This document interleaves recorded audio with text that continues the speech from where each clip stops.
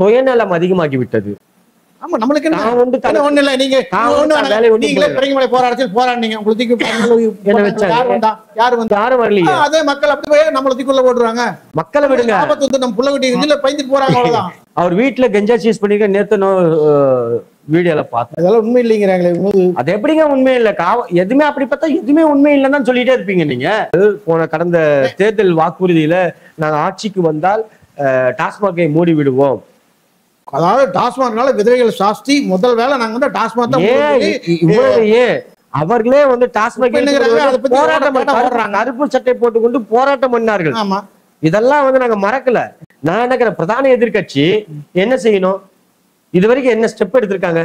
ஒரு ஆள்ற அரசாங்கம் எதிர்கட்சி போராடி காப்பாத்தணும். அந்த அரசாங்கம் எதுக்கு ஒரு வாக்குறுதி கொடுத்தாங்க. இவங்க வந்து தேர்தல வாக்குறுதி கொடுத்தாங்க. இவங்களே நீங்க எதிர்கட்சி போராடுறீங்க. என்னங்க இன்சை தமிழ் நேயர்களுக்கு வணக்கம். நம்முடன் பிறங்கிமலை சிவனடியார் கோபால் வந்துள்ள அவர். ஐயா வணக்கம். வணக்கம் ஐயா. பாத்தீங்கன்னா தமிழகத்துல மிகப்பெரிய பரபரப்பா இப்ப சவுக் சங்கர் பாத்தீங்கன்னா தமிழக அரசு வந்து நிறைய வழக்கு போட்டு உள்ள போட்டு பெரிய பிரச்சனையா போயிட்டு இருக்குது. அது எப்படி பாக்குறீங்க? சவுக்கு சங்கர் யாருங்க? எனக்கு தெரிஞ்ச சவுக்கு சங்கர் யாரு? அவரை பத்தி பேசுறதுக்கு என்ன இருக்கு? அதாவது இது சவுக்கு சங்கர் அந்த ஒரு டாபிக்கை பேசுறதே ஒரு அசிங்கமான ஒரு விஷயம். அவனை தேச தியாகியா, பத்திரிகையாளரா, இல்லை சோஷியல் ஒர்க்கரா, புரோக்கர் பையன் தானே அவன்? காசு வாங்கிட்டு புரோக்கர் வேலை செய்கிற புரோக்கர் பையன். அவனை பற்றி ஏன் இவ்வளோ பேர் எல்லாரும் பேசிட்டு இருக்கேன்? எனக்கு ஒன்றும் புரியல. ஒரு பத்திரிகையாளருக்கு ஒரு பிரச்சனைனா அதை பற்றி ஒரு சக பத்திரிகையாளர்கள் பேசலாம்.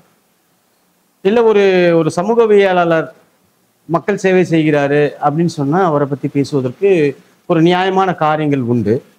ஆனால் இந்த சவுக்கு சங்கர்ன்றவர் யார்? முதல்ல அவர் டிவிஎஸ்சியில் அவங்களுடைய அப்பாவுடைய வேலையை வாங்கி அதன் மூலமாக பணியில் அமர்த்தப்பட்டு வேலை செஞ்சார்.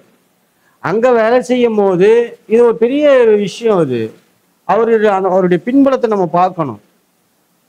புரியுதுங்களா? இன்னைக்கு வந்து எதிர்கட்சி தலைவர் வந்து எடப்பாடி பேசுறாரு, அவருக்காக சப்போர்ட் பண்றாரு, ஆளுங்கட்சியை பத்தி தாக்கி பேசுறாங்க. என்னவோ இன்னைக்கு நிறைய பேர் அவரை பத்தி சமூக வலைதளம் பார்த்துட்டே இருக்கு. ஒரு கேவலமா இருக்குது பார்க்கறதுக்கு. எனக்கு ஃபர்ஸ்ட்ல ஒரு செக்ஷுவல் ஹராஸ்மெண்ட் கேஸ் அவர் மேல இருக்கு. ஒரு பொம்பளை பொறுக்கி. அவர் டிவிஎஸ்சியில் ஒரு அதிகாரிக்கு துரோகம் பண்ண ஒரு நபர் தான். அவர் ஒர்க் பண்ணும் போது அரசு ஆவணங்களை திருட்டுத்தனமா வெளியிட்ட ஒரு நபர் அந்த சங்கர். அப்படி இருக்கும்போது அவர் மேல பெண்டிங் கேஸ் இருக்கு. அதான் செக்ஷுவல் ஹராஸ்மெண்ட் 10 வருஷமா கிடப்புல கிடக்கு. டிவிஎஸ்சியில் கிடப்புல கிடக்கு. இதெல்லாம் ஆவணங்கள், இதெல்லாம் உண்மை சம்பவம் தான் நான் சொல்றேன். எனக்கும் சங்கருக்கு எந்த தனிப்பட்ட முறையில் இந்த கருத்து வேறுபாடுகள் கிடையாது, ஒரு பிணைப்புகளும் கிடையாது. நம்ம வந்து ஒரு அடியா தொழிலோ சமூக சேவை போயிட்டு இருக்கோம். நம்ம நீங்க கேட்டதுனால அதை சொல்ல வேண்டிய காலகட்டத்தில் நான் இருக்கிறேன். முதல்ல இது பேசுறதே தவறான ஒரு விஷயம். ஒரு பொறிக்கு ஒரு அக்யூஸ்டு ஒரு காவல்துறை அதிகாரிகளை, உயர் அதிகாரிகளை தரக்குறைவா பேசின இந்த ஈனப்பையில அரெஸ்ட் பண்ணதுல என்ன தவறு இருக்கு? நியாயமான தவறு, நியாயமான விஷயங்களுக்காக தான் அரசு கைது செய்திருக்கு. இதுல இதை எப்படி பார்க்க வேண்டியிருக்கு? இப்ப நான் தவறு செய்தால் தவறு தானே. அதுவும் ஒரு உயர் காவல்துறையில பணியாற்றக்கூடிய உயர் அதிகாரிகளை, பெண் காவலர்களை கொச்சைப்படுத்தி பேசுவதை நீங்க ஏத்துக்குவீங்களா? உங்க வீட்டு பெண்ணை பேசினா நீங்க ஏத்துக்குவீங்களா?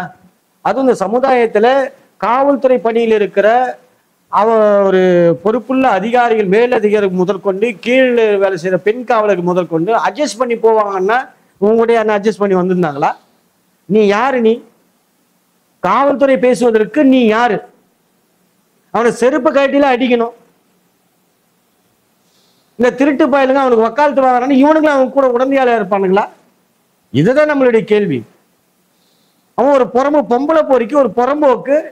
அவனெல்லாம் எதுக்கு நீங்க வந்து இப்படி பேசுறீங்க எனக்கு தெரியல. எனக்கு அதாவது ஏன்னா இவர் வந்து சமூக ஒரு இதை வந்து எல்லாத்துக்கும் ஒரு கேள்வி கேட்டு எல்லாத்தையும் பிஜேபி திட்டினாப்லையும் திட்டினாப்ல, ஸ்டாலின் திட்டினாப்ல. இந்த திராவிட அரசியல் எல்லா அரசியலையும் வந்து அவர் விமர்சிச்சார். அதான் மக்கள் வந்து ஆரோக்கியம் அப்படி சில பேர் இருந்தால் தான் வந்து அரசியல்வாதி பயம் இருக்கு. எல்லாருமே வந்து அரசியல்வாதிக்கிட்ட பயந்துட்டு இருந்தாங்கன்னா அப்புறம் எதிர்த்து கேட்கறதா இப்படி கேட்டதுனாலதான் அவர் வந்து உள்ளதுக்கு போட்டதாக மக்கள் மத்தியில் சில கருத்து போயிட்டு இருக்குது. ஏன்னா வந்து எல்லாத்தையும் தாக்குனாரு, பிஜேபி தாக்குனாரு, திராவிட ஆட்சி இதையும் தாக்குனாரு, எல்லாமே நடக்கிற அநியாயங்கள் தான் சுட்டி காட்டினார் அப்படின்னு ஒரு கருத்து போயிட்டு இருக்குது. அது இல்லைன்னு எப்படி மறுக்கிறீங்க? அதாவது இப்ப பேச வந்த சப்ஜெக்ட் என்பது வேறு, நீ கேட்ட இப்ப சொன்ன விஷயங்கள் வேறு. காவல்துறை சுட்டு கொண்டுட்டாங்கன்றது அது வேறு விஷயம். நீ சொல்றது காவல்துறை காவல்துறையில ஒரு பெண் அதிகாரிகளை, ஒரு ஆய்வாளர்களை, காவல் ஆய்வாளர்களை கொச்சைப்படுத்தி பதவிக்காக அவர்களை அட்ஜஸ்ட் பண்ணி போவாங்க, போய்த்தான் ஆகணும் அப்படின்னு சொன்னா தப்பு, அது தப்பு. அது எவ்வளவு ஒரு கேவலம், ஒரு காவல்துறையே கேவலப்படுத்துகிற ஒரு விஷயம் இல்லையா? சுட்டு கொண்டாங்கன்றது வேற விஷயம், அது வேற டாபிக். அதுக்குள்ள நம்ம போக வேண்டாம். ஒரு மீடியா துறையில இருக்கிற ஒரு பத்திரிகையாளர் பத்தி அப்ப இதெல்லாம் வந்து அவர் கற்பனை பண்ணியே பேசுறாரா? உண்மை கிடையாது, கற்பனை எல்லாம் கிடையாது. அவர் பேசுறது எல்லாமே வந்து அவருக்கு ஆதாயம் என்ன பேசுவார். அவர் கட்டிங் பார்ட்டி, கட்டிங் சவுக்கர் வேணும் சொல்ல, சங்கர் வேணா சொல்லலாம், கட்டிங் சங்கர் சொல்லலாம், அவர் சவுக்கு சங்கர்லாம் சொல்லக்கூடாது. உண்மையா சவுக்கு நம்ம தான் கையில் எடுக்கணும். இதை போல திருட்டு பயல்களை வந்து ஓட ஓட விரட்டணும். இவன் வந்து ஜேர்னலிஸ்ட் பேர்ல, இவன் ஜேர்னலிஸ்டும் கிடையாது, ஒரு பத்திரிகையாளரும் கிடையாது. அப்படி இருக்கும்போது ஒரு ஒரு ஒரு சமூகவியலாளா நீ வந்து கேள்வி கேட்கலாம், ஆனா ஆதாரபூர்வமா இருக்கணும். அப்படி கூட இருந்தா கூட சமூக வலைதளங்கள்ல எதை குறித்து பேசணுமோ அதை குறித்து தான் பேசணும். நாவெடுக்க வேண்டும், நாகரிகம் வேண்டும். இதெல்லாம் மீறி அவருக்கு ஒரு அசாத்தியமான ஒரு நம்பிக்கை, நம்மளை யாரும் எதுவும் செய்யல என்ற ஒரு நம்பிக்கை அடிப்படையில் என்ன பண்ண, வாய்க்கு மீறி வரம்பு மீறி பேச ஆரம்பிச்சிட்டார். இதுதான் உண்மை. அவரு அப்ப நீங்க சொல்றீங்க திமுக பத்தி பேசியிருக்கிறாரு, பிஜேபி பத்தி பேசியிருக்கிறாரு, அதிமுக பேசியிருக்காரு. கொஞ்ச நாள் பாத்தீங்கன்னா சவுக்கு சங்க வரலாறு எடுத்து பாருங்க. அதுக்கு முன்னாடி பாத்தீங்கன்னா அதிமுகவை தரக்குறைவா பேசின ஒரு மனிதர், அதிமுகவை வச்சு, இன்னும் உங்க லாங்குவேஜ் சொன்னா வச்சு செஞ்சிருக்காரு. திடீரென்று உதயநிதி ஸ்டாலினுக்கும் இவருக்கும் ஏதோ ஒரு கருத்து மோதல் ஏற்படுகிறது. அந்த மோதலின் அதுக்குள்ள நான் டீப்பா போக விரும்பல. அந்த மோதலுக்கு அப்புறம் பாத்தீங்கன்னா திமுகவை தாக்க ஆரம்பிக்கும். இதுக்கு பின்னாடி அதிமுக இருப்பதாக பரவலாக பேசப்படுகிறது. பரவலாக நிஜமாகவே அதிமுக அது பின்னாடி இருக்கு. சவுக்கு மீடியா ஆரம்பிப்பதற்கு உதவி செய்தவர்கள் எடப்பாடி அவர்கள் வேலு மூலமா, எஸ்பி வேலுமணி மூலமா அவருக்கு பண உதவி செய்யப்பட்டிருக்கு. அது எத்தனை கோடி என்பதை நான் இங்க சொல்ல விரும்பல. அவர் மூலமா தான் இந்த சவுக்கு மீடியா ஆரம்பிக்கப்பட்டது. ஆரம்பிச்ச பிறகு இப்ப திமுக தாக்குறாரு. ஏன்னா தொடர்ந்து 2 வருஷமா திமுக தாக்கிட்டு இருந்தாரு. அப்ப கூட வந்து இந்த கையில் எடுக்காத இந்த அரசு வந்து நீதித்துறையும் காவல்துறையும் தாக்குறத எடுத்துற விஷயம் வந்து ஒரு நல்ல விஷயம் தான். அது வந்து மக்கள் மத்தியில் வந்து சில பேர் தவறா சொல்ல, சில பேர் வரவேற்கிறாங்க. ஏன்னா இது நாள் வரைக்கும் வந்து அரசியல்வாதிகளை வந்து, அதாவது முதலமைச்சர் குடும்பத்தையோ, அந்த முதலமைச்சருடைய மருமகன் C2 அதையோ மற்ற அவங்களை பற்றிய மிகப்பெரிய விமர்சனம் வச்சிருந்தாரு. அப்பெல்லாம் கூட கை வைக்காத இந்த தமிழக அரசு இப்போ நீதித்துறையையும் காவல்துறையும் பேசுறது கை வச்சது வந்து ஒரு நல்ல விஷயமா தான் இருக்கு. ஏன்னா இது வரம்பு மீறி போன மாதிரியா தான் உண்மையிலேயே மக்கள் பார்க்குறாங்க. ஆனால் வந்து சிலதெல்லாம் அவர் வந்து அரசியல்வாதியினுடைய மக்களுக்கு தேவையான விஷயங்களும் பேசணும் மாதிரியா தோணுது. ஆனால் இது இந்த அளவுக்கு பேசுறது வந்து விட்டு போட்டு கடைசியில் கை வைத்தது எப்படிங்கிறத. திமுகவை விமர்சிக்காத விஷயங்களே கிடையாது. அனைத்து தரப்பில் இருக்கிறவங்களும் இவர் விமர்சனம் செய்தார். ஆனா அப்பெல்லாம் அவங்க கைது செய்யல. இது மக்கள் மனத்தில் ஒரு தவறான ஒரு பிம்பத்தை கட்டமைக்க பார்க்கிறார்கள். அவ்வளவுதான் நான் சொல்லுவேன். சங்கர் கைது 100% சரியான விஷயம். இவருக்கெல்லாம் வந்து வாழ்நாள் ஃபுல்லா வெளியே வரக்கூடாது. அதே போல இந்த ஜேர்னலிசம் என்ற பேர்ல ஒரு பொய்யான இந்த யூடியூப் சேனலை ஆரம்பிச்சு ஒரு தலைபட்சமா வேலை செய்யறவங்களுக்கும் இது ஒரு எச்சரிக்கை. அமீரும் வந்து இன்னொரு ஜாபர் சாதி அந்த விஷயத்துல பாத்தீங்கன்னா சவுக்கு சங்கர் வந்து ரொம்ப ஓவரா அமீரை கைது பண்ணல, அதாவது டெல்லியில் இருக்கிற எல்லா விஷயம் இருக்கு தெரியுற மாதிரி மிகப்பெரியதா பேசினாரு. அமீரை பத்தி அந்த அளவுக்கு பேசினாரு. ஆனா அமீர் என்னங்கிறாரு, எந்த தப்பு பத்தில என்னை பத்தி தப்பா பேசல, போங்கடா வெண்ணைகளாங்கிற அந்த அளவுக்கு வந்து அவர் போல்ட்டா பேசுறாரு. எந்த தப்புமே பண்ணல. ஆனா சவுக்கு சங்கர் வந்து அமீரை வச்சு ஒரு மாசம் மிகப்பெரிய விமர்சனம் பண்ணிட்டு இருந்தாரு. ஆனா கடைசியில் இவரே உள்ள வேண்டிய சூழல் வந்துருச்சு. அது என்னன்னா, இவரு தன்னை பிரபலப்படுத்திக் கொள்ள வேண்டும், பிரபகண்டா பண்ணிக்கணும். அவர் நானும் ஒரு படத்துல கூட சொல்லுவாங்க, நானும் ஒரு ரவுடி தான் அப்படின்னு சொல்லிட்டு ஒரு வடிவில் ஏதோ ஒரு காமெடி வரும். நானும் வடிவம் தாண்டா, என்னையும் அரெஸ்ட் பண்ணுவேன், நானும் ரவுடி தாண்டா அப்படின்னு. அது போல இந்த சவுக்கு ரெண்டு உதவாத பையன் முதலாவது அரசு ஆவணங்களை வெளிக்கொண்டு வருவது தவறான ஒரு விஷயம். சோர்ஸ் உனக்கு யாரு? கஞ்சான்னு சொல்லிட்டு அமீரை பத்தி பேசிட்டு இருந்த இந்த சவுக்கு சங்கர், ஆனா இன்னைக்கு கஞ்சா கேஸ்ல அரெஸ்ட் ஆயிருக்காரு. அவர் வீட்டுல கஞ்சா சீஸ் பண்ணிக்க நேத்து வீடியோல பார்த்தேன். அதெல்லாம் உண்மை இல்லைங்கிறாங்களே. அது எப்படிங்க உண்மை இல்லை? எதுவுமே அப்படி பார்த்தா எதுவுமே உண்மை இல்லைன்னு சொல்லிட்டே இருப்பீங்க நீங்க. அவனை காப்பாற்ற வேண்டும் என்று ஒரு சில அரசு வேலைகளை செஞ்சிருக்க வந்து அந்த வேலை செய்ய மாட்டான். ஆனா வந்து இப்படிதான் ஒரு மேல வந்து காவல்துறை நடவடிக்கை எடுக்க இவங்க மேல கண்ணு வச்சிருக்காங்க சூழ்நிலையில் வந்து அவர் கஞ்சா வச்சிருக்க கண்டிப்பா வச்சிருக்க மாட்டேன். எந்த ஒரு அங்கதான் நீங்க தவறு செய்யறீங்க. அங்கதான் நீங்க தவறு செய்யறீங்க. தன்னை உத்தமம் போல காட்டிக்கொள்வதான் பக்கா ஃப்ராடு வேலை பண்ணுவான். பொதுவெளியில தன்னை உத்தமம் போல காட்டிக் கொள்கிறவன் கஞ்சாவத்தை பத்தி பேசுறான்னா, கஞ்சாவுக்காக இவ்வளவு குரல் கொடுத்து பேசுறான்னா, உண்மையா பார்க்கணும் சமூக நல வியாதியா இருக்கணும், இல்ல தியாகியா இருக்கணும். அப்படி இல்லைன்னு வச்சிங்களேன், அவனும் அந்த கஞ்சா தொழில செய்யறான்னு அர்த்தம். நம்ம மாட்டிக்கூடாதுன்றதுக்காக பேசுவான். இரண்டு விஷயங்களும் இருக்குதுல்ல. யோகிவான் என்று தன்னை காட்டிக் கொள்கிறவன் பொதுவெளியில அயோக்கியனா இருக்கிறான். இது நிறைய நிதர்சனமான உண்மை. நிறைய இடங்கள்ல இது ப்ரூவ் ஆகிருக்கு. அதனால தன்னை யோகிவானா முதலாவது தன்னை நிரூபித்துக் கொள்ள வேண்டும். ஏன் சொல்றேன்னா, டிவிஎஸ்ல ஒரு பெண் ஹராஸ்மெண்ட், செக்ஷுவல் ஹராஸ்மெண்ட் வழக்கு அவன் மேல இருக்கு. 10 ஆண்டுகளாக இருக்கு. இன்னும் அது கிடப்புலதான் இருக்கு.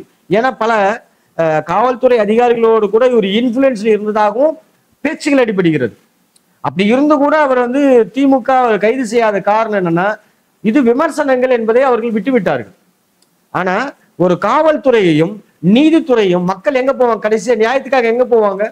காவல்துறையோட வாசலை தட்டுவார்கள். காவல்துறை நடவடிக்கை எடுக்கவில்லை என்றால் நீதித்துறைக்கு போவாங்க. அப்படிப்பட்ட 2 கண்களாக பாவிக்கப்படுகிற காவல்துறை நீதித்துறையும் நீ கேவலமா பேசுறன்னா நீ யாரு? உனக்கு அந்த அதிகாரத்தை கொடுத்தது யாரு? தவறு என்ன பேசலாம், ஆதாரப்பூர்வமா இந்த தவறு செய்திருக்காது பேசலாம்.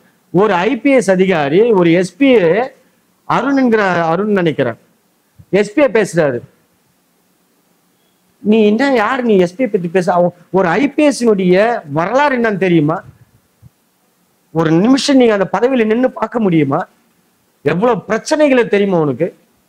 ஒரு பொறப்போக்கு நீ கையாள பையன், கட்டி வாங்கிட்டு காசு வாங்கிட்டு கூலிக்கு மாரடிக்கிற நாதாரி பையன், உனக்கு என்ன வேலை?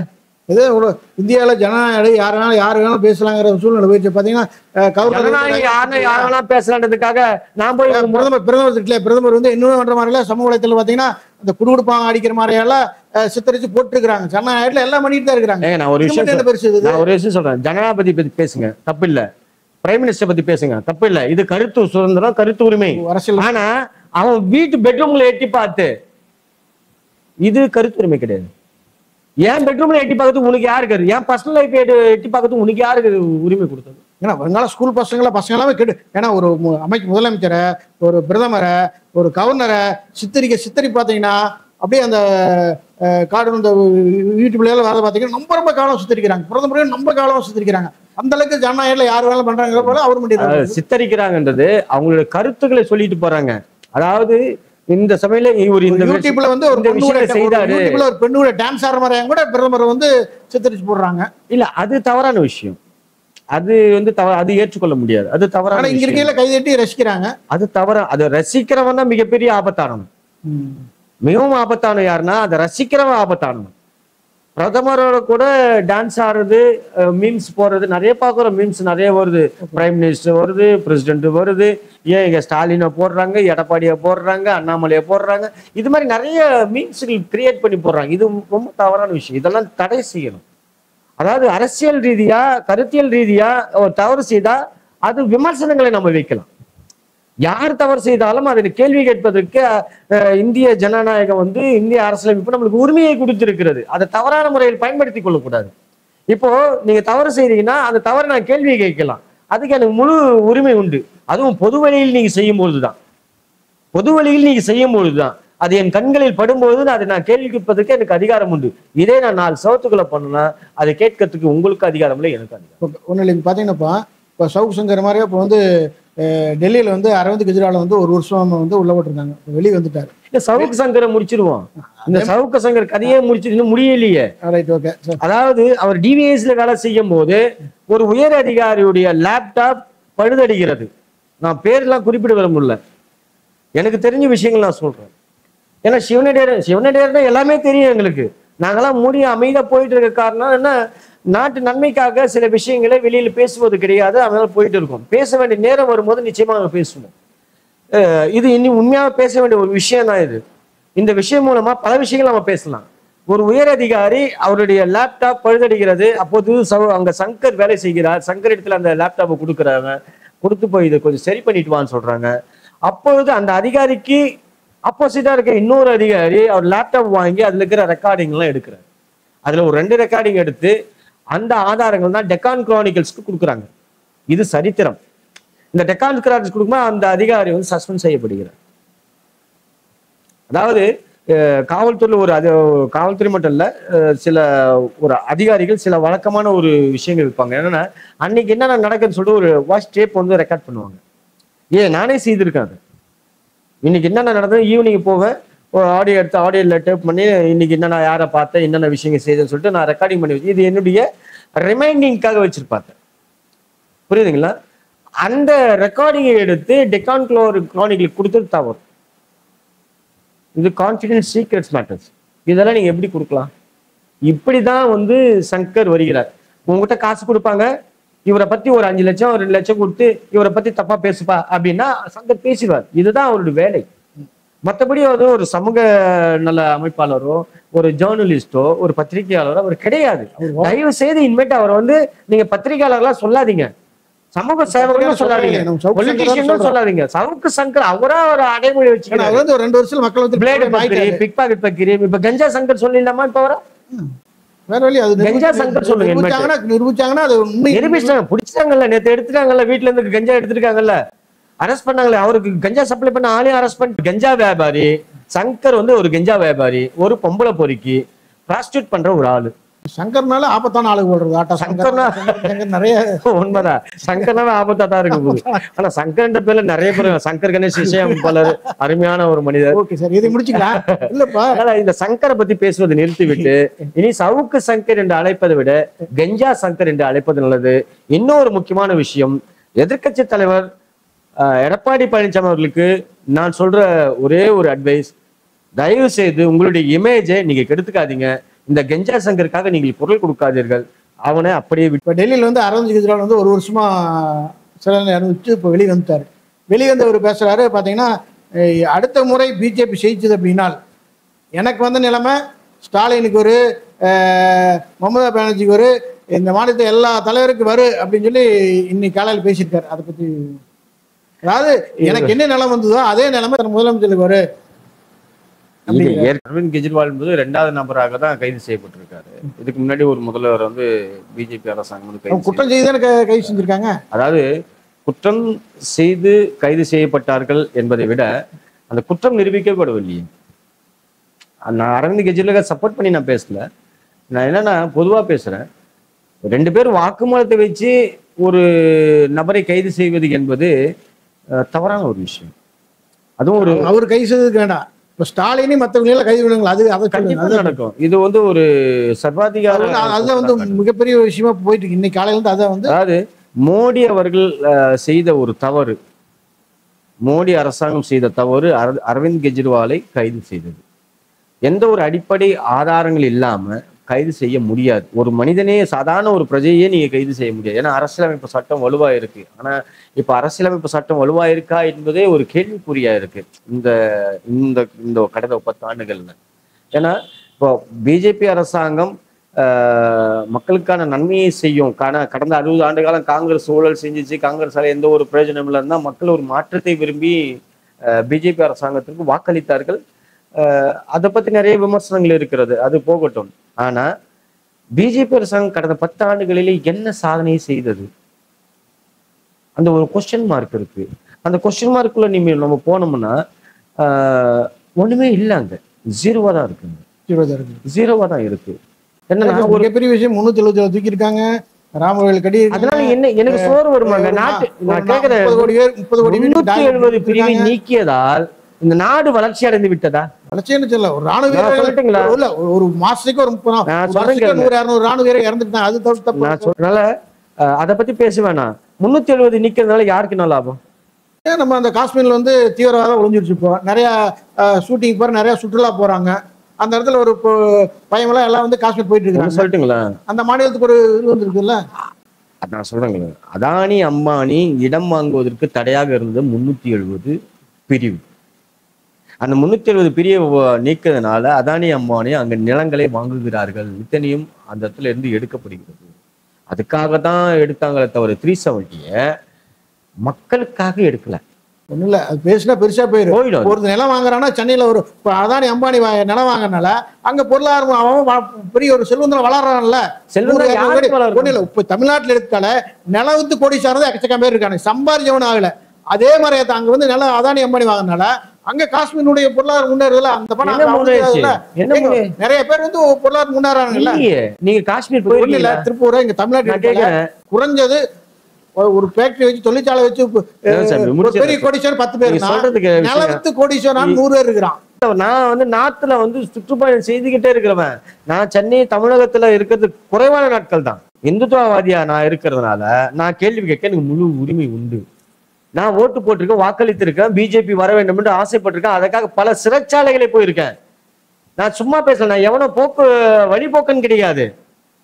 இந்த இந்துத்துவாக்காக, இந்த இந்து சமுதாயத்துக்காக நான் பல போராட்டங்கள் எடுத்துருக்கேன். உங்களுக்கே நல்லா தெரியும், பல போராட்டங்கள் எடுத்திருக்கேன். இந்த 370 இல்ல ஜெய் ஸ்ரீராம் எழுதிட்டுனா இல்ல சார், கோவில் கட்டுவதால் எனக்கு என்ன நன்மை, நாட்டுக்கு என்ன நன்மை? அந்த நாட்டுக்கு அதே மாதிரி அங்க சுற்றுலா நிறைய பொருளாதாரம் அடுத்த வருஷமே யாருக்கு பொருளாதாரம்? ராமர் கட்டியிருக்காங்க. நான் சொல்றேன், நல்லா விளங்கிக்குங்க. புராதனமான கோயில்களை எடுத்து சீரமைக்க முடியாத அரசு புதுசா ஒரு கோயிலை கட்ட வேண்டிய அவசியம். மக்கள் எங்க நாடி போறாங்களோ யாரு நாடி போலங்க. எந்த கவர்மெண்ட்டும் எந்த அரசாங்கமும் ஒரு மக்களுக்கு தேவை. எனக்கு பசி சாப்பாடு தான் தேவை, எனக்கு கோயில் தேவையில்லை. எனக்கு தேவை வேலை. மாசம் 20 அரிசி இலவசம் போடுறாங்க. நிறைய இப்போ வந்து நிறைய வந்துச்சு. இப்போ வந்து உங்களுக்கு பசியில அரிசி போட்டு மக்களை பிச்சைக்காரனா இருக்கிறீங்களா? அப்ப நீங்க இப்படி சொல்றேன், அப்படி என்ன கொடுக்குறேன் நான் கேட்கிறேன். அரிசியை போட்டு மக்களை பிச்சைக்காரனா இருக்கிறீங்களா? இதேதான் எல்லாம் இங்க தமிழகத்துல அதான் நடக்குது. நீங்க சொல்ற இங்க மட்டும் நடக்குது, நீங்க சொல்ற இங்க சப்போர்ட் பண்றாங்க, அது நடக்கல. எல்லாத்துக்கும் தான் சேர்த்து சொல்றேன், நான் அனைத்து மக்களையும் சேர்த்து தான் சொல்றேன். மக்களுக்கு என்ன தேவை? வேலை வாய்ப்பு, அதான் மெயின் தேவை. உணவு, படிப்பு. அரசு என்ன செய்யணும்? கல்வியும் மருத்துவத்தையும் இலவசமா கொடுக்கணும். நீ செஞ்சியா? யார கேக்குறீங்க நீங்க? நான் பிஜேபி தான் கேட்கிறேன். சரி, ஓகே. இங்க தமிழ்நாட்டுல வந்து தமிழக அரசு என்னோடது நீக்கி வச்சிருக்குதுல்ல, நான் கேட்கிறேன். டாஸ்மாக் இழுத்து மூடு தான் சொல்றோம். ஓகே, அது டாஸ்மாக் இழுத்து மூடு தான் சொல்றோம். எல்லா அரசியல் கல்வியை கொடுங்க. அதாவது இல்ல, இதோட நம்பர்ல இருந்து முடிச்சுக்கலாம். எல்லா அரசியல்வாதியும் வந்து அவங்க சுயநலத்துக்காக இது பண்றாங்க. வந்து மக்களுடைய நன்மைக்கு எந்த ஒரு அரசியல் நீங்க சொல்றது யாரும் இல்லை. பிஜேபி இல்லை, திமுக இல்லை, மற்ற அதிமுக இல்லை, மற்ற அரசியல்வாதி பார்த்தீங்கன்னா வந்து இதை வந்து வேற மாதிரியே கொண்டு இருக்கணும். வந்து மக்களை வந்து நல்லா இருக்கும்னு எந்த அரசியல்வாதியும் நினைக்கிறது இல்லை. ஏன்னா வந்து அதுதான் மிகப்பெரிய போயிட்டு இருக்கு. அதுக்கு மட்டும் சொல்லிட்டு முடிச்சிடலாம். அதுக்கு மட்டும் அது வந்து எப்போ நடக்குது வந்து பார்த்தீங்கன்னா ஒன்றும் இல்லை. இப்போ இன்னும் ஒரு 10-20 நாள் வந்து எலெக்ஷன் ரிசல்ட் தெரிய போகுது. மேலே வந்து மறுபடியும் பிஜேபி வந்துன்னா இந்தியா அழிஞ்சிருக்கிறாங்க இந்த திராவிட கட்சிகள். இப்போ இவங்க 50 ஆண்டா இருந்து தமிழகத்தை என்ன பண்ணாங்க? இதே மாதிரி மக்கள் முன்னாடி என்ன நடக்கு, அதுக்கு ஒரு வழி சொல்லுங்க. நீங்க வழி சொல்லிட்டு முடிச்சுக்கலாம். இதே விஷயம் தான். ஜூன் 4க்கு இன்னும் 15 நாள் 20 நாள் தான் இருக்கு. அந்த 20 நாள் கழிச்சு கண்டிப்பா தெரிஞ்சிடும். மதியானத்துக்குள்ளவே நம்மளுக்கு ரிசல்ட் தெரிஞ்சிடும் யாரு ஆட்சியில உட்கார போறாங்கன்னு. ஏன்னா கருத்துக்கணிப்புல அதெல்லாம் அவங்கவுங்க இஷ்டத்துக்கு காசு கொடுத்து போட்டுக்கிற கருத்து கணிப்புகள் தான். உண்மையான கருத்து கணிப்புல அதெல்லாம் வந்து ரிசல்ட் வரும்போது தான் தெரியும். அது கருத்து கணிப்புகள் சொல்றதே தவறான ஒரு விஷயம். அது என்ன நாம வேண்டிக்கிறதுனா, இவன் ஆட்சிக்கு வந்தா இவனுடைய பீஸ் போயிடும், அவன் ஆட்சிக்கு வந்தா இவன் பீஸ் போயிடும். ஏன்னா ரெண்டுமே ரெண்டு அராஜகங்களை செய்திருக்கிறது. காங்கிரஸ் அராஜகங்கள் செய்தது, பிஜேபி வந்தது, பிஜேபி அதுக்கு மேல அராஜகங்கள் செய்திருக்கிறது. காங்கிரஸ் வந்தால் பிஜேபிக்கு பயமா இருக்கிறது, பிஜேபி வந்தால் மீண்டும் காங்கிரஸுக்கு ஒரு அச்சுறுத்தல் இருக்கிறது. ஏன்னா அவங்களுக்கு விஷயம். தமிழகத்தை பொறுத்த வரைக்கும் திராவிடம் அழிஞ்சு போயிடும் அப்படி எதுவுமே இல்லை. சும்மா இதெல்லாம் வந்து மக்களை முட்டாளாக்குற ஒரு விஷயம். யாரும் வந்து அழிக்க போறது கிடையாது. இவன் வந்தானே இந்துத்துவ நிலைநாட்டுறதுக்காக பாக்குறான்றான், அவன் வந்தானே வந்து மக்கள் நல்லா இருக்குன்னு சொல்றான். எது வந்து யாரும் வந்து தன்னுடைய 100% வாக்குறுதிகளை செய்வது கிடையாது. ஆனா ஒரு விஷயத்த மட்டும் நம்ம மைண்ட்ல வச்சுக்கணும். எந்த அரசாங்கம் வந்தாலும் சார், அது பிஜேபி மீண்டும் ஆட்சியில் அமைந்தாலும் சரி, அல்லது காங்கிரஸ் ஆட்சியில் அமைந்தாலும் சரி, மக்கள் நலனை அவர்கள் கருத்தில் கொள்ளவில்லை என்றால் 2024 மிகப்பெரிய கலவரங்கள் தேசத்தில் வெடிக்கும். மீண்டும் ஒரு மக்கள் புரட்சி ஏற்படும்.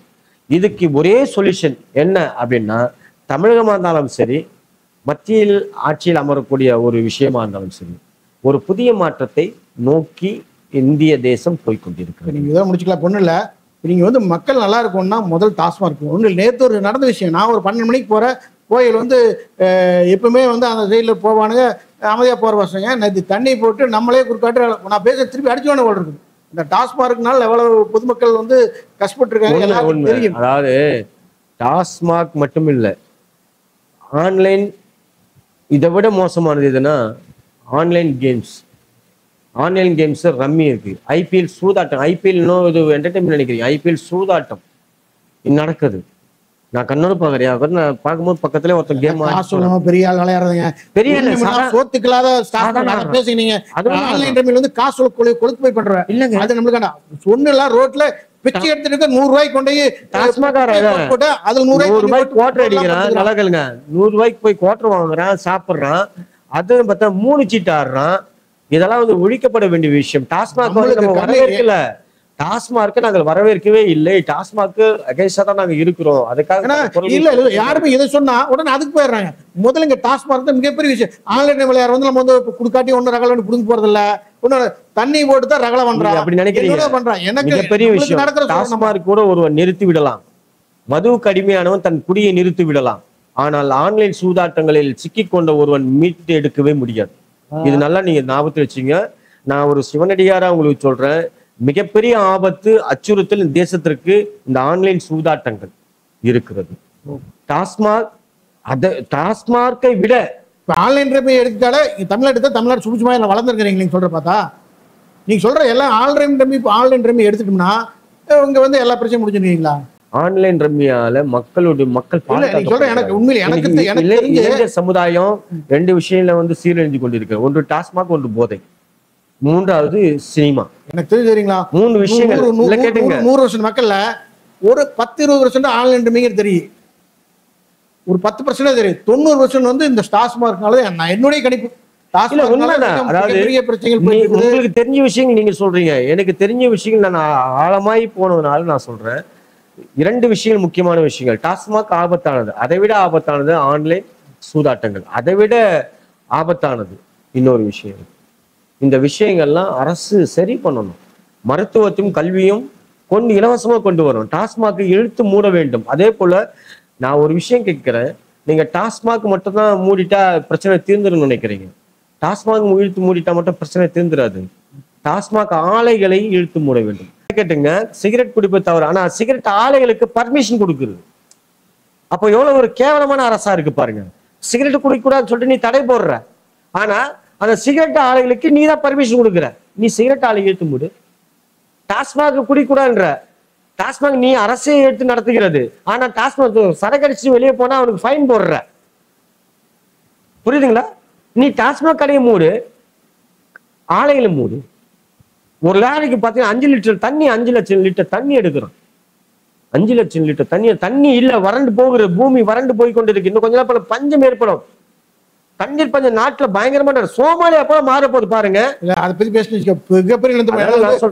மழை இல்ல. உண்மையான ஒரு அரசு, மக்கள் மேல் அக்கறை கொண்ட ஒரு அரசாக இருந்தால், மத்திய அரசாக இருக்கட்டும், அது மாநில அரசாகட்டும், அது திமுகவோ வேற அதிமுகவோ அல்லது பாஜகவோ யார் ஆட்சியில் அமைந்தாலும் தமிழகத்திலும் சரி, அல்லது மத்தியில் காங்கிரஸா இருந்தாலும் சரி, பாஜகவா இருந்தாலும் சரி, மக்கள் நன்மையை கருத்தில் கொண்டு செயல்படும். இவங்க யாரும் மக்கள் நன்மையை கருத்தில் கொள்வதே கிடையாது. கட்சி பார்வை இல்ல, மக்களுக்கு யார் நல்லா செய்யறாங்களோ இவங்க யாருமே மக்கள் நன்மையை கருத்தில் கொள்வது கிடையாது. வானம் தன் சுயநலம், அவனுக்கு பிடிச்சவனுக்கு கான்ட்ராக்ட் கொடுக்கணும், அவனுக்கு பிடிச்சவனுக்கு சட்டத்தை ஏற்றணும், அவனுக்காக தான் சட்டங்கள் இயற்றப்படுகிறது. மக்களுக்காக இங்க சட்டங்கள் இயற்றப்படுவது கிடையாது. அது தமிழகமாக இருந்தாலும் சரி, அது மத்திய அரசாங்கம் இருந்தாலும் சரி. உண்மை பேச முடியாது, உண்மை பேச நம்மளுக்கு ஆபத்து வந்து. இல்ல, நான் ஆதாரப்பூர்வமா சொல்லுவேன். நான் எனக்கு எந்த பயம் கிடையாது, எனக்கு மடியில கனமும் கிடையாது, வழியில பயமும் கிடையாது. நான் போல்டா பேசுவேன். நான் இந்த சிறைச்சாலைக்கெல்லாம் பயப்படுற ஆளு நானும் கிடையாது.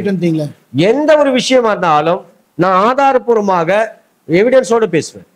எனக்கு சோர்ஸ் கொடுத்தாங்கன்னு சொல்லிட்டு நான் மணிக்குன்னு போக மாட்டேன். நான் எவிடன்ஸ் எடுத்து காட்டுவேன். நீங்க டாஸ்மாக் பத்தி பேசுறீங்களா, நான் எவிடன்ஸ் காட்டுவேன். அதனால எவ்வளவு லாபங்கள் வருகிற, அரசுக்கு எவ்வளவு வருது, அதனால எத்தனை இழப்புகள் ஏற்பட்டு இருக்கிறது, அந்த ஆலைகள் யார் யார்கள் நடத்துகிறார்கள் என்று நான் ஆதாரத்தோட காட்டுவேன். ஆனா ஏன்னா நடக்குமா? இப்போ வந்து போன தேர்தல் வாக்குல ஆன்லைன் ரீதியில யாரும் வாக்குறுதி கொடுக்கல. இதே வந்து கனிமொழி சொன்னாங்க, இந்த வந்து டாஸ்மாக் இத்தனை விதைகள் சொன்னாங்க, டாஸ்மாக் தான் தூக்குன்னு சொன்னாங்க. அப்ப வந்து யாரும் ஆன்லைன் ரீதி தூக்கணும் அப்ப அந்த தேர்தல் இல்ல. கனிமொழி மட்டும் இல்ல வந்து சொன்னாங்க. ஆனா அதெல்லாம் நடைமுறைக்கு வரல. மாத்தி பேசுறாங்க. அதனால வந்து அரசியல்ங்கிறது வந்து இல்ல நம்ம இருந்து முடிச்சுக்கலாம். நான் சொல்லி இது வரைக்கும் நீங்க போயிட்டு டாஸ்மாக் 3 சொல்லிட்டு மனு கொடுத்திருக்கீங்களா? மனு கொடுத்திருக்கீங்க? நம்ம பக்கம் போறதே இல்ல. ஏன் போல? நம்மளுக்கு நான் கேட்கிறேன் ஒரே கேள்வி. நீங்க செய்யற வேலை, நீங்க செய்யற வேலை. அவர்கள் சொன்னார்கள் போன கடந்த தேர்தல் வாக்குறுதியில நாங்க ஆட்சிக்கு வந்தால் டாஸ்மாகை மூடி விடுவோம். அதாவது டாஸ்மாக்னால விதவைகள் சாஸ்தி முதல் வேலை நாங்க வந்து டாஸ்மாக் தான். ஏன் அவர்களே வந்து டாஸ்மாக் போராட்டம் கருப்பு சட்டை போட்டுக்கொண்டு போராட்டம் பண்ணார்கள். ஆமா, இதெல்லாம் வந்து நாங்க மறக்கல. சரி, இது வரைக்கும் யார் என்ன நடவடிக்கை எடுத்தீங்க? நான் எதிர்கட்சி தலைவரை கேட்கிறேன். எடப்பாடி ஆள்ற ஆளுக்கு எதிர்கட்சி கேட்கறீங்க, முதலமைச்சர் கேளுங்க. நான் என்ன கேட்கிறேன் இல்லங்க, அவங்க சொன்னாங்கல்ல நீங்க என்ன பண்ணணும், அதுக்காக என்ன பிரேமலசாமி டிஎம்கே சேர்ந்தாரா? சரிங்க, கோர்ட்ல ஃபைல் பண்ணுங்க. பிரேமலசாமி டிஎம்கே சேர்ந்தாரா? ஆதரவாளரா யாரு? நீங்கதான். நான் திமுக ஆதரவாளர். அவங்கள எதிர்கட்சி டாஸ்மாக் கேட்கணும், முதலமைச்சர் தானே கேட்கணும், ஆளுங்கட்சி தானே கேட்கணும். ஏங்க அவங்க வந்துட்டாங்க, பதவிக்கு வந்துட்டாங்க, டாஸ்மாக் 3 பதவிக்கு வந்துட்டாங்க, இன்னைக்கு ஆண்டு கொண்டு இருக்கிறார்கள்.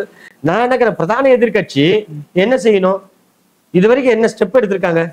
ஒரு ஆள்ற அரசாங்கம் எதிர்கட்சி போராடி காப்பாற்றணும். அந்த அரசாங்கம் ஒரு வாக்குறுதி கொடுத்தாங்க, இவங்க வந்து தேர்தல வாக்குறுதி கொடுத்தாங்க, இவங்களே நீங்க எதிர்கட்சி போராடுறீங்க. என்னங்க இந்த நாட்டில் எப்படி தெரியுமா ஜனநாயகம் போராடுறாங்க? ஒரு லேட்டஸ்ட் ஒரு நல்ல விஷயத்தை பெறுவதற்கு கூட போராட வேண்டிய. நீங்களே ஒண்ணு நாளைக்கு வரங்குறீங்க, வராமட்டுறீங்க, நீங்க வள்ளி சொல்லும் கொண்டு போராட முடியும். நீங்க தான் சொல்றீங்க வரேன்னு, ஏன் வள்ளின்னு கூட போராட முடியுமா? அவங்களே வந்து டாஸ்மாக் எடுக்குன்னு சொன்னாங்க, அதுதான் சொல்றேன். எடுக்கல.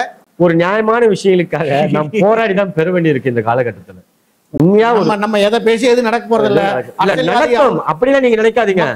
அந்த லிஸ்ட் தாண்டிட்டாங்க. இல்ல நீங்க அவர் தவறா நினைச்சிடாதீங்க. நடக்கும். ஆட்சியாளர்கள் வந்து நினைச்சுக்கிட்டு இருக்காங்க, நாம செய்து யாரும் கேட்க மாட்டாங்க. ஒரு நாள் நிச்சயமா மக்கள் புரட்சி வெடிக்கும். வரும் மக்கள் புரட்சி வெடிக்குங்க. மக்கள் புரட்சி வந்தாதான் எதுவும் மாற்ற முடியாத ஒரு விஷயம் இல்ல. ஒரு நாள் நீங்க எழுதி வைத்துக் கொள்ளுங்கள். நீங்க சொல்ற மக்கள் எல்லாம் காட்டு மிராண்டியா படிக்காத காலத்துல அப்படி போராடினாங்க. படிச்சு நல்ல ஒரு பொருளாதார முன்னாடி யாரும் போராடுற மாதிரி கிடையாது. போராட்டங்கள் வரங்கிறது மிகப்பெரிய அதிசயம். சுயநலம் அதிகமாகி விட்டது. ஆமா, நம்மளுக்கு ஒண்ணு இல்ல. நீங்க நீங்களே பெரியமலை போராடினீங்க, உங்களுக்கு யாரும் வரலையே. அதே மக்கள் அப்படி போய் நம்மள தூக்குள்ள போட்டுருவாங்க.